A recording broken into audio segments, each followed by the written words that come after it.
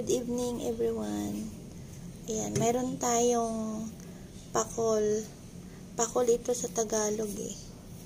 Sa Bisaya naman ito ay tikos. Ayan.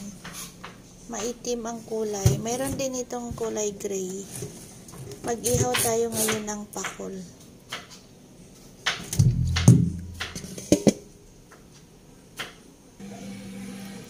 Ayan, ito mag-ihaw tayo ngayon mga kapatid. Pakol. Ayan.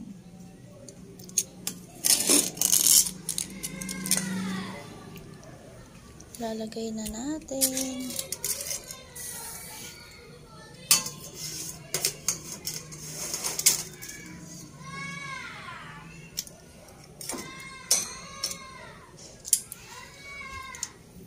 Galing pa itong Quezon. Yan. From Quezon.